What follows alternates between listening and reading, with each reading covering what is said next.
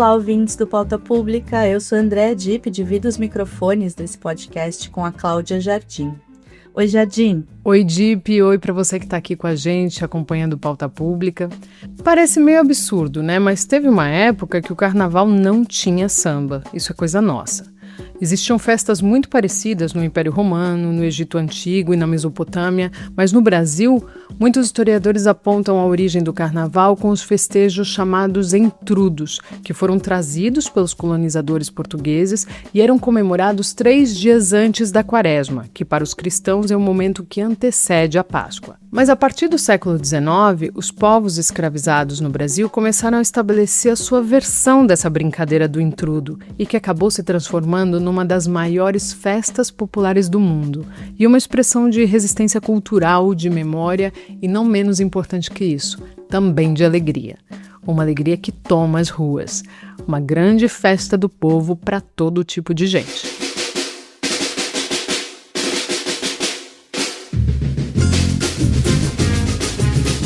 Criticado, perseguido, criminalizado.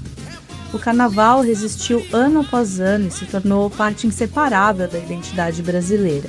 Cada região do país traz a sua personalidade para a festa que, dada sua grandeza, também movimenta muito dinheiro.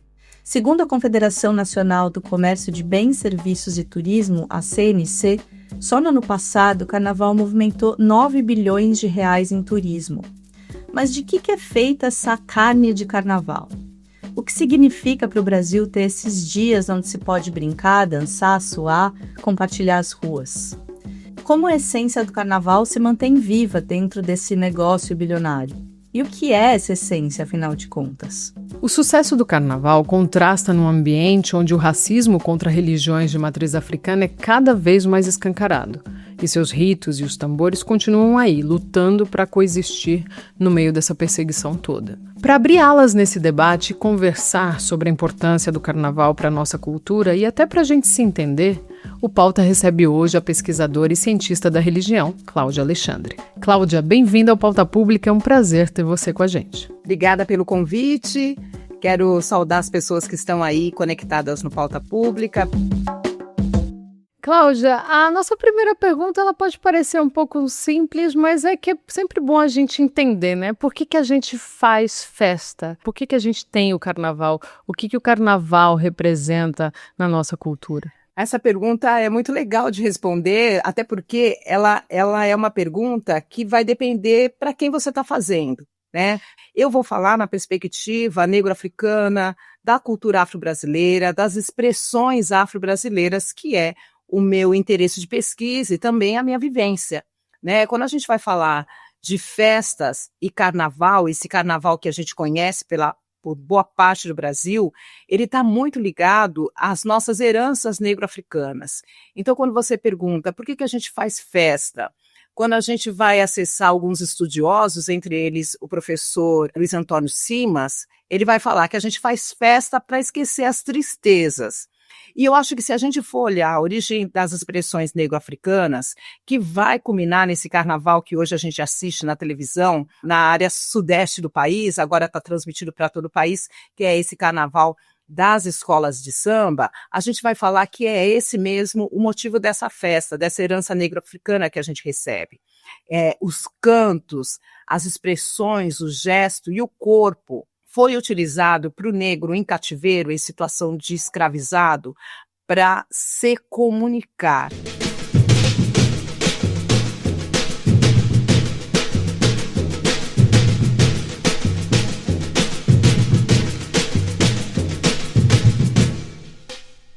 Então, a festa, que muitas vezes foi lido como algo de entretenimento, para o negro eram códigos, símbolos muito elaborados para se comunicar naquele momento. Então, se a gente for falar da história do samba, no início, a gente vai falar final do século XVIII para o XIX, os colonizadores, os escravizadores, quando viam as expressões negro-africanas, eles não conseguiam saber se era reza, se era festa. E então, quando você pergunta o que é festa, o que é esse carnaval brasileiro, eu vou dizer que esse carnaval brasileiro que a gente tanto admira, que faz parte da identidade nacional, é uma forma da gente lembrar a nossa própria história, da gente aprender sobre nós.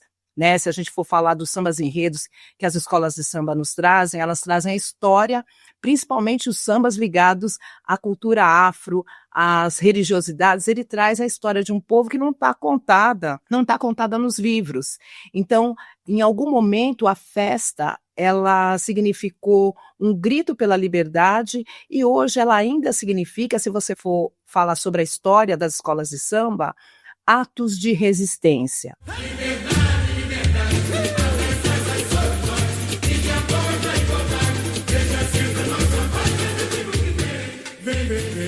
Mas é preciso estar muito envolvido com essa festa do carnaval. É preciso olhar de uma outra forma para a festa que as escolas de samba ainda mantêm, para entender o que significa essa herança negra que ainda está no carnaval das escolas de samba. Então, festa para mim, ela é carnaval, mas ela é canto, ela é a reza com canto e é o canto da reza. E Cláudia, qual que é o papel do samba na conscientização política? O samba, ele é o resultado de lutas pela liberdade, né? Em algum momento no Brasil, e aí a gente vai falar século XIX, a gente teve leis que criminalizavam a expressão do samba. Então, sambar era proibido, tocar o samba era proibido, portar um instrumento musical ligado a essas expressões afro-brasileiras era proibido. Então, o samba, ele já começa ali como uma linguagem para falar sobre as suas realidades, sobre o seu cotidiano. Então, o samba ali no centro, a gente vai falar da pequena África como uma referência, mas não se fazia samba só no Rio de Janeiro. Porque o samba, não esqueça, veio da Bahia para o Rio. E aqui tomou esse rumo.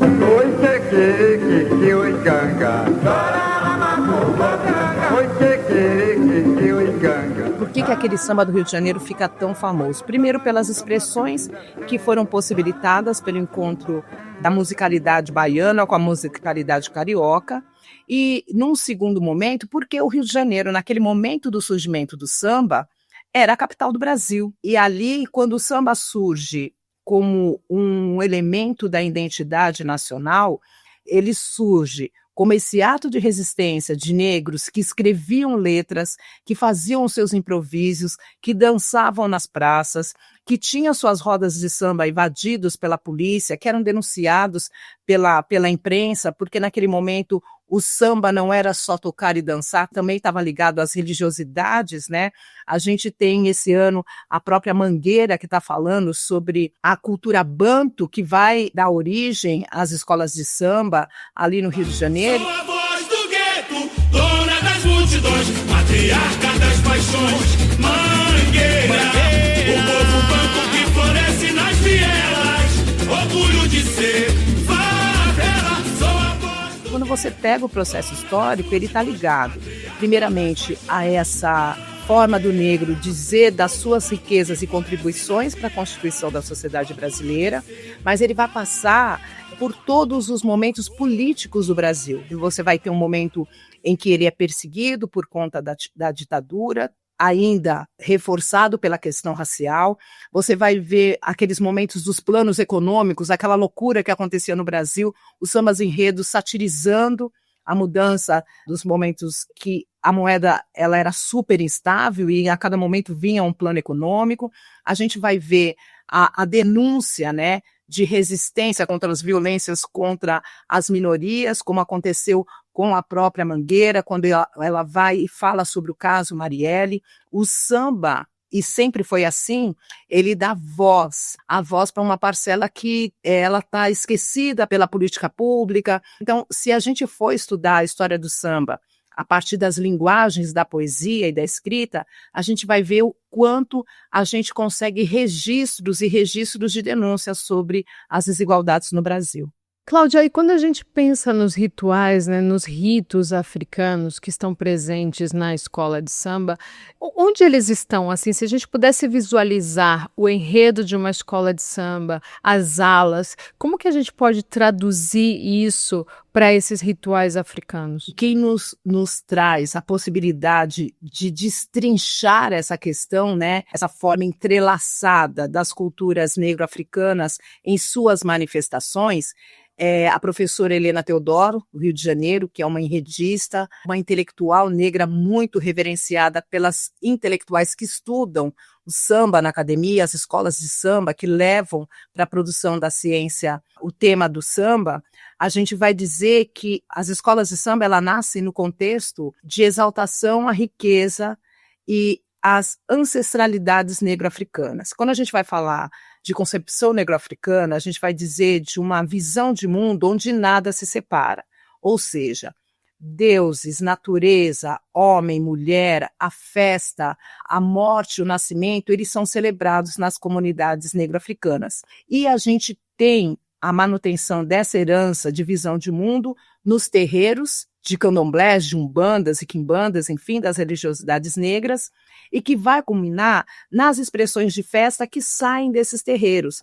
Aí você diz, como é que a gente pode visualizar essa relação direta da escola de samba com um terreiro, vamos dizer, de candomblé? Primeiro, a dinâmica da circularidade, do comunitarismo, da coletividade, da sociabilidade muito presente na ideia de escola de samba. E essa ideia, ela sai dos terreiros. E por que sai da forma de vivência dos terreiros? Porque foram os terreiros de candomblé, ialorixás e babalorixás, no início, e a gente vai falar década de 10, de 20, é que vão dar proteção a esses sambistas. Então, quem vai dar essa proteção são os terreiros de umbanda, os terreiros de candomblé, os terreiros das macumbas no Rio de Janeiro. E aí, localizado no Rio de Janeiro, porque é lá que nasce uma ideia de escola de samba. Dessa procissão que era muito mais religiosa, se tornar um cortejo onde se pode sambar. Então, quando você olha a escola de samba, você vai ver espelhados muitos cargos, muita hierarquia e a ritualidade do terreiro, a começar pelo pavilhão da escola, a bandeira. A bandeira, ela significa uma entidade, ela é cultuada pelo sambista, principalmente as escolas de samba mais tradicionais e mais antigas. Por quê? Porque ela carrega o símbolo, a identidade da escola. Então, não existe uma escola de samba que não tenha um pavilhão com a sua identidade, com o seu nome gravado. E o pavilhão, ele é guardado como uma grande divindade da comunidade. Tem escolas de samba que até hoje fazem rituais religiosos para o pavilhão. O pavilhão ele é portado pelo mestre-sala e pela porta-bandeira, que vão representar os princípios masculino e feminino que são saudados como a complementaridade dos seres viventes na Terra. Então, o mestre-sala é o grande protetor dessa presença feminina que porta o maior símbolo da escola de samba nas mãos, que é a grande divindade. Quando ela gira o pavilhão no sentido anti-horário, e esse pavilhão significa para a comunidade uma divindade, ela está espalhando o que a gente vai chamar nos terreiros de axé. A grande energia do símbolo, ela é distribuída para aquela comunidade enquanto o pavilhão passa girando durante o cortejo. Aí a gente vai para uma outra ala que é muito simbólica e por isso é obrigatória na escola de samba, que é a ala das baianas. A ala das baianas, ela representa as grandes ialorixás, as grandes mães de santo dos terreiros vivas, sendo celebradas naquela festa. São os úteros sagrados, né? Aquelas que geram os sambistas e gera a continuidade da festa. Por isso que a ala das baianas, que passa a ser oficial na década de 30, ela não é um quesito que é julgado durante a passagem da escola de samba, mas ela é um quesito de fundamento, obrigatório. Assim como é fundamento a velha guarda, que representa os anciãos, que representa a sabedoria, aquela sabedoria que não deve morrer, portanto, deve ser sempre celebrada. Para as comunidades de terreiro, o mais velho é que tem o poder. Não é o homem, não é a mulher, né? Não é a hierarquia de gênero, mas é a senioridade. E isso está presente quando uma escola de samba reverencia como fundamento a velha guarda da escola. Então, tanto na velha guarda quanto na ala das baianas, tem a reza, a possibilidade de proteção espiritual, tem a sabedoria com o trato com as folhas sagradas, com a medicina, a cura, tem o colo das mães, dos pais, do vovô, da vovó, e tem o ensinamento para as novas gerações, que é a ala das crianças. Fora isso, a gente tem a linguagem do tambor, que está mantido na bateria das escolas de samba. Então, a bateria das escolas de samba, elas tocam normalmente para um orixá.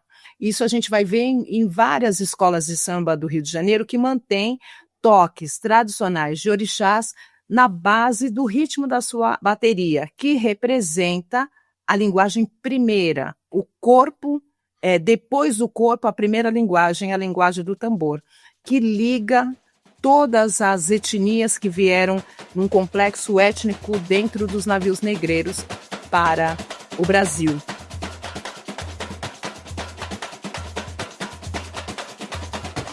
Então, quando a gente olha uma escola de samba com esse olhar, né, para além do que a TV mostra, para além do que as sinopses dos enredos falam daquele enredo que vai ser levado na avenida, a gente tem que pensar em que história, né? Qual a história que construiu uma riqueza tão grande na nossa nação, que foi as formas, as redes de sociabilidades formadas pelos negros aqui no Brasil.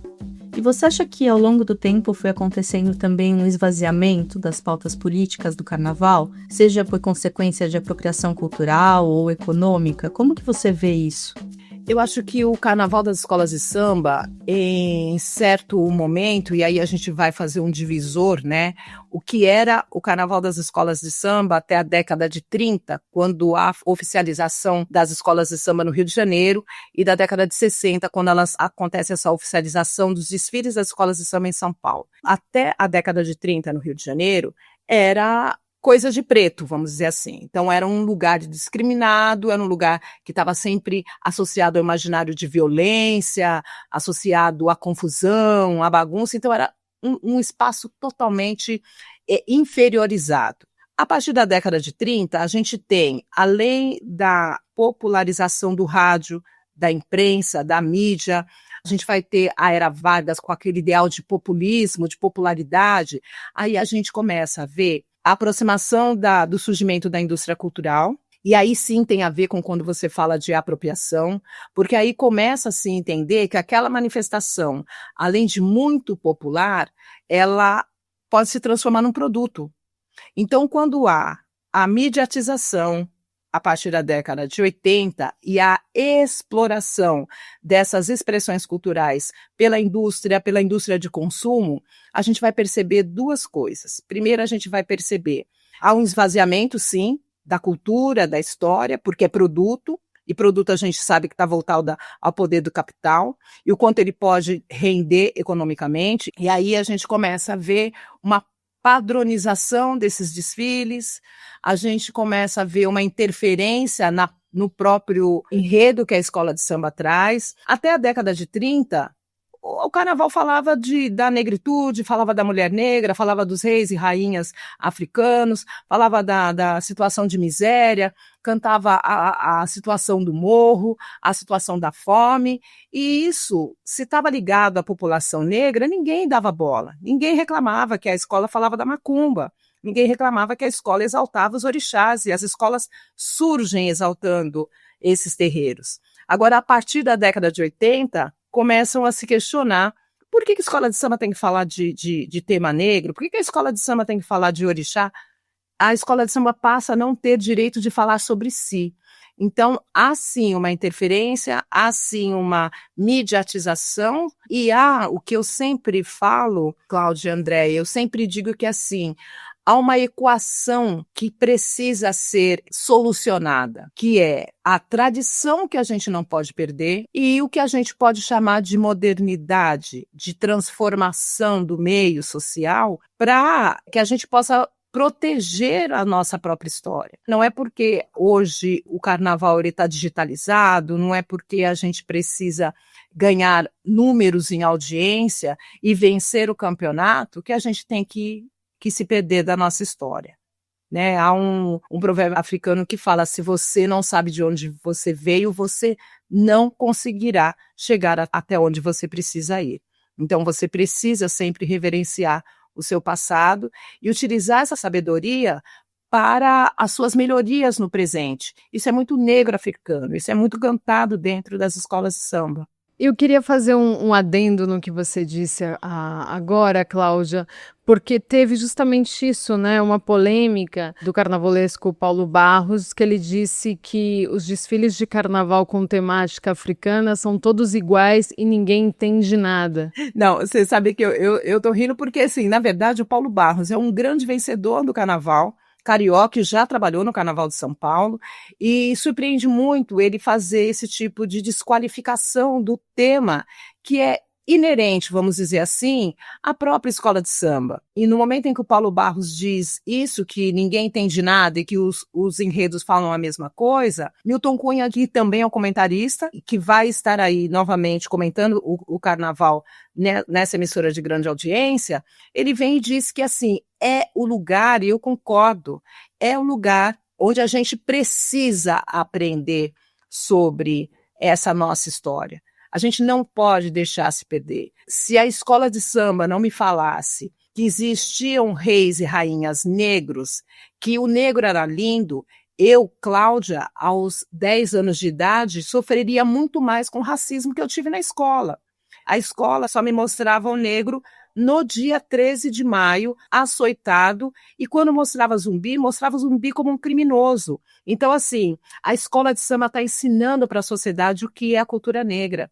E a cultura negra, ela se forma, a cultura de terreiro, ela se forma a partir de tradição oral. Então as histórias, os ritos, os mitos negro-africanos, eles são repetidos por geração em geração. Então se uma escola de samba no Rio de Janeiro fala sobre Xangô, ela está no grupo especial, a outra está na série Ouro, fala sobre Xangô, eu aqui em São Paulo vou para uma escola de samba que está falando sobre Xangô, lá no Rio Grande do Sul estão falando sobre Xangô, é o mesmo tema, está falando sobre orixá, mas em perspectivas diferentes e nos trazendo um aprendizado. Isso é história negra. A escola de samba, ela tem o direito e hoje a obrigação, com essa questão do embranquecimento, né, da mercantilização, hoje ela tem a obrigação de contar a sua própria história, principalmente a história que não está nos livros.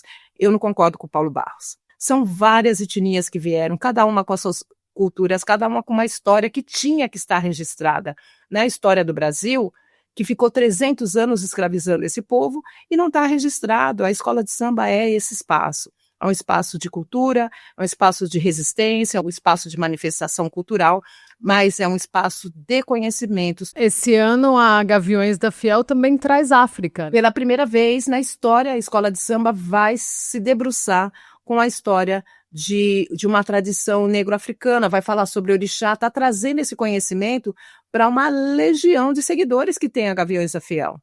Você imagina que a Gaviões da Fiel é da década de 80, ela começa como bloco, ela passa para a escola de samba e ela já foi campeã no carnaval, ela tem muitos seguidores e esses seguidores não receberam até então informações sobre essa tradição negra que a escola está inserida.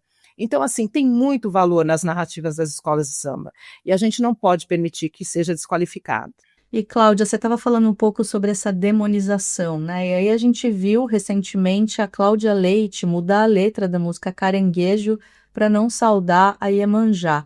Como você acha que o crescimento da igreja evangélica no Brasil tenta interferir nessa tradição toda que você está trazendo aqui para a gente? Quando me perguntam sobre a questão da demonização das religiões de matrizes africanas, da perseguição às religiões de matrizes africanas, desse segmento, e aí não é a Cláudia que está falando, são os dados que nos mostram que o segmento que mais ataca o outro no campo religioso é o evangélico, segmento evangélico, o segmento neopentecostal, sobre todas as tradições de matrizes africanas. Então, o que nos preocupa? Nos preocupa como o discurso de ódio é utilizado nesses espaços, principalmente desse segmento neopentecostal, primeiro para ganhar politicamente espaço no campo social, porque já extravasa o campo religioso, como politicamente esse discurso de que as religiões de matrizes africanas são celeiros de culto ao demônio, e esse segmento neopentecostal é o lugar da salvação. Isso é muito desonesto.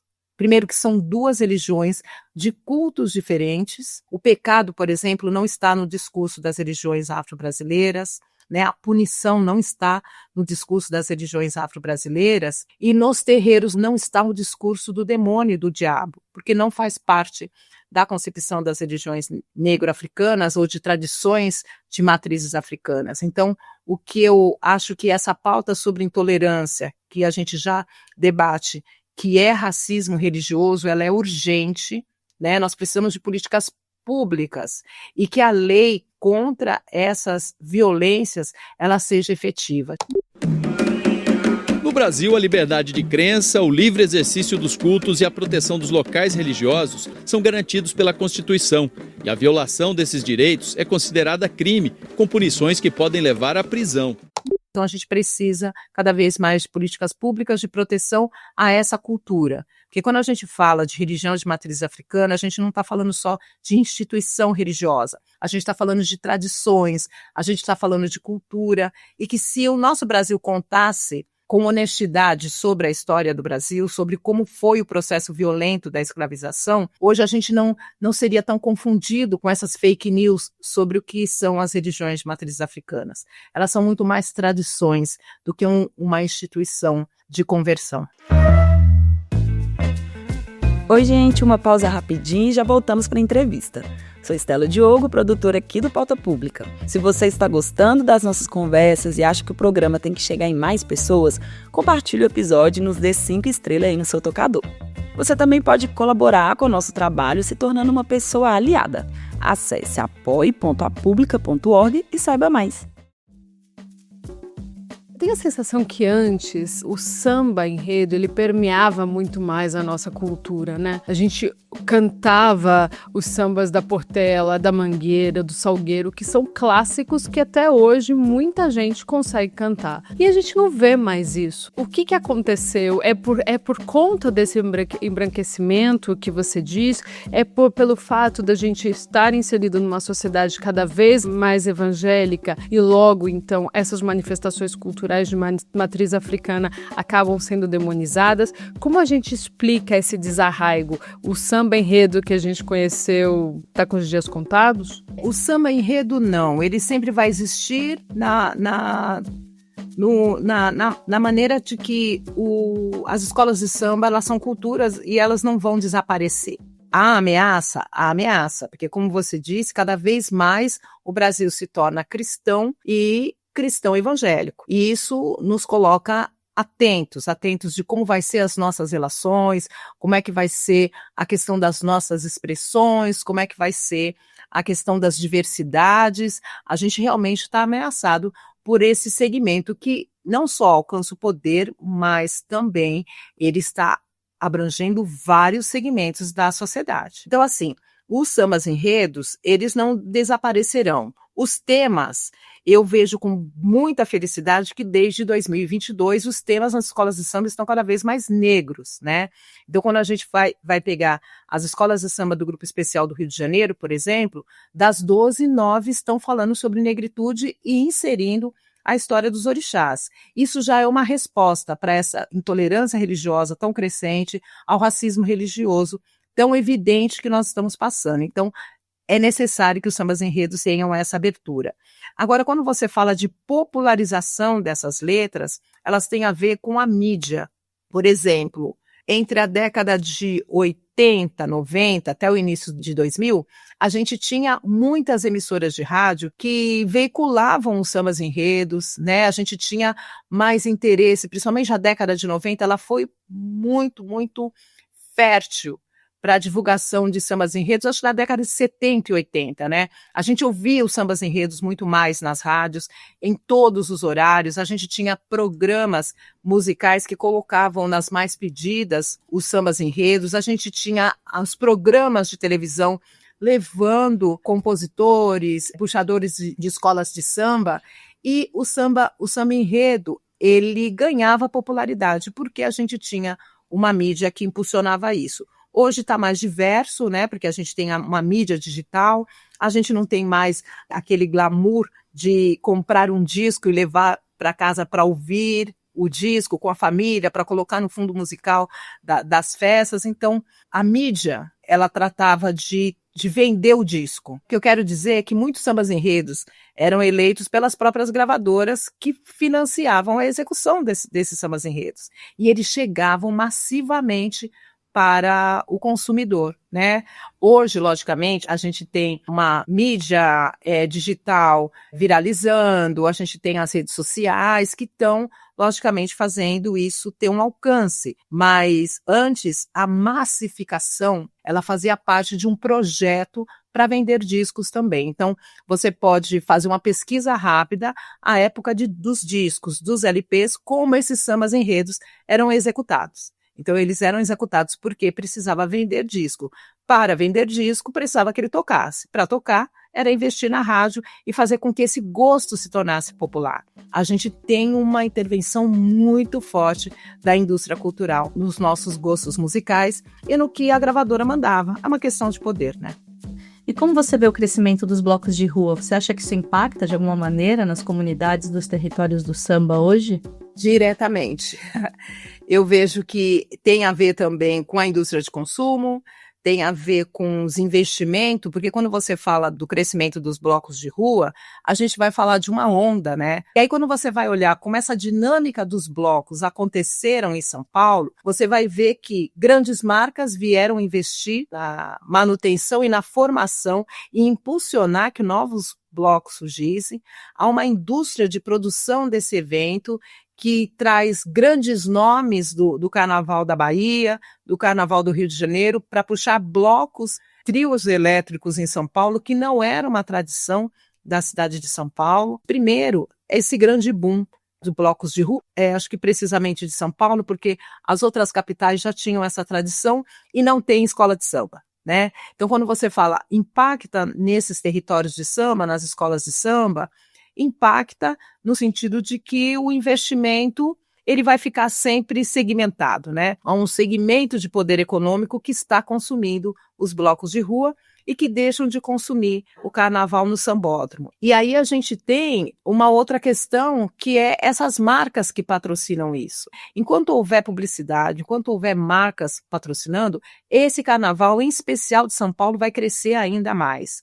Mas esse mesmo investimento, esse mesmo olhar das marcas não está para a manifestação das escolas de samba. Então, assim, o carnaval de rua de São Paulo sempre existiu com as marchinhas, com as bandas, mas com esses blocos, fazendo um carnaval similar ao que acontece nas grandes capitais, ou um carnaval formatado, isso é uma grande novidade para São Paulo, mas está totalmente relacionado ao investimento. Existe blocos sem patrocínio? Existe blocos sem espaço, sem estrutura para continuar, né, que não sejam sustentáveis? Existe. Mas os grandes blocos que estão trazendo grandes massas para as ruas, eles têm alto investimentos para o evento. E aí, como sempre, né, Cláudia, e já para a gente ir finalizando, existe um contraponto a esses blocos que também são os blocos afro, né, que tratam de resgatar e tem uma proposta de resistência política e cultural. Qual papel esses blocos exercem, por exemplo, aqui em São Paulo, o Ilu Obadimim? Olha, eu acho que é esse papel de resistência que está em toda e qualquer manifestação, expressão da cultura afro-brasileira. Os blocos afros, eles cumprem um papel muito importante. Se tem esse carnaval de rua com esses blocos, para todos os segmentos musicais, né, de todos os formatos, e isso é muito legal, muito diverso, tem que ter um espaço para os blocos afros também. Então, eles entram para ocupar o espaço nessa festa e para dizer que aquele espaço também é dessa cultura. E que o espaço público, o espaço da rua, sempre foi muito importante para o negro.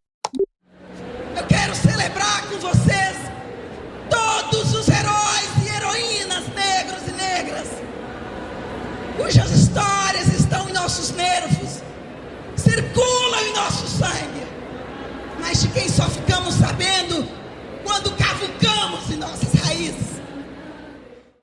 Os blocos afros também nos mostram que nós temos uma história com essas manifestações.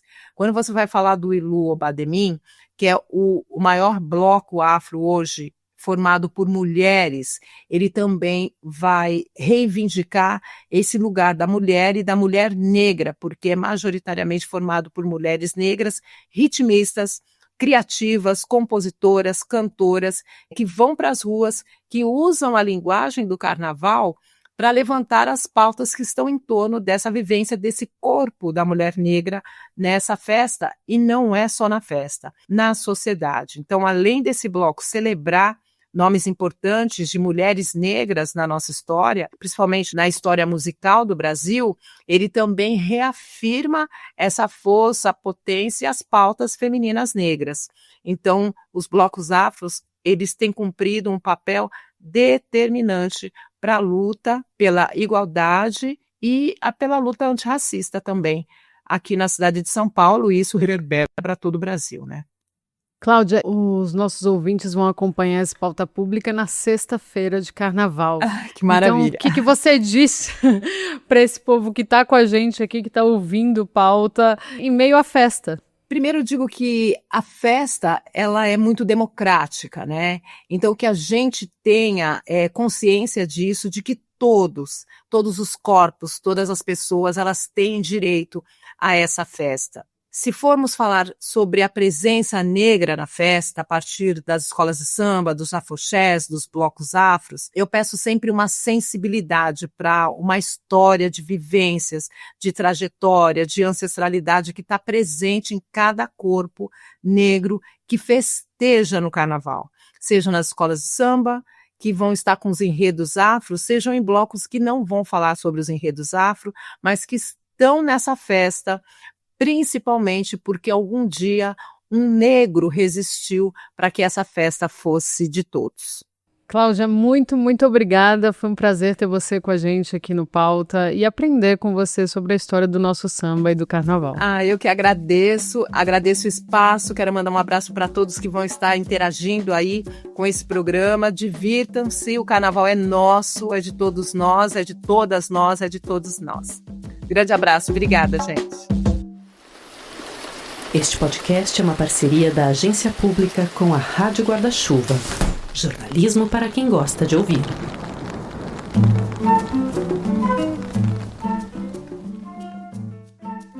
E chegou a hora da gente recomendar um programa da Rádio Guarda-Chuva para você emendar na sua playlist depois do Pauta.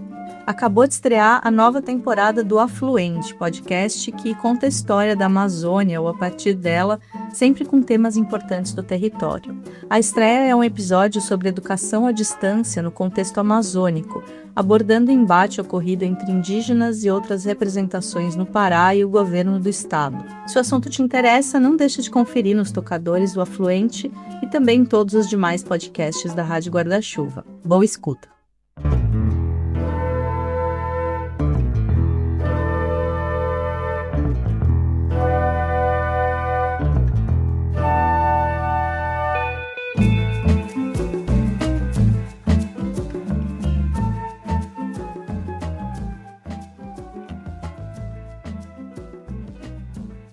E chegamos ao fim de mais um Pauta Pública. Obrigada a você que acompanhou a gente até aqui. O Pauta é apresentado pela DIP e por mim, e somos nós que cuidamos da pauta e da entrevista do programa.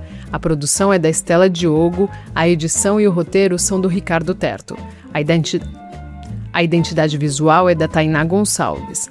Na comunicação, a coordenação das redes sociais é de Lorena Morgana e a edição de vídeos da Etienne Karen. A publicação no site fica com a Rafaela Ribeiro. A trilha sonora original é do Pedro Vituri. A coordenação da produção e edição dos podcasts aqui na Pública são feitos por mim. O Pauta Pública é uma produção original da Agência Pública de Jornalismo Investigativo. Eu te espero na sexta que vem. Um abraço. Até sexta que vem, gente. Um abraço.